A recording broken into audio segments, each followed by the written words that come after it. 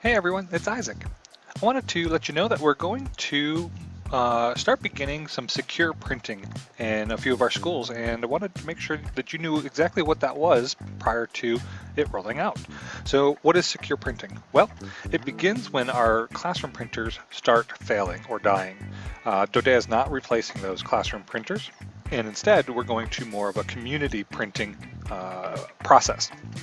And those community printers are the bigger copier, scanner, faxes, printers. And so when we go to this process, we wanted to make sure that your prints were secure. Secure for PII purposes, secure for confidentiality purposes, and secure to ensure that when you go to the printer, you know you're going to get your prints when you go to the printer, and that they're not walking away. So we want to make sure it's essentially an overall better printing experience for you. Okay, so what does this look like? Well, I wanted to show you what it looks like from the computer side, and then I'll go to the copier printer and show you what it looks like on the copier printer side. So let's get started. Right now I have a document that I want to print. And from here, I'm going to go through my normal printing procedures, either through the icon or file print. And this is where I have to be very particular. I have to select the correct printer. So for me, in the location that I currently set, this is the printer that I need to select, my community printer. And I click print, just like normal. Now you're going to get a pop-up screen just like this. And in the username and the user password section, you're going to enter a unique user ID and a unique password. Right? So we're going to set the user ID as the first letter of your first name and the first three of your last name. And then your password is unique to you. So don't share that with people, because then they can use your print code. Okay. Once you put in your unique user ID and password, click OK. That's it from our end. It's as simple as that. So I'm going to pause the video. I'm going to go to the printer, and I'll show you that side of it as well. All right, so we're here at the copier. And this is the screen that you see when you log in or when you go to it. So the first thing I want you to notice, there is an ID print, and this is where you're going to receive the prints that you sent from a computer. And then there's an access basic screen, and this is where you're going to use to copy or scan. Okay, so I'm going to start with ID print. I'm going to tap it here, and I'm going to type in my username. Same thing that I put into the computer.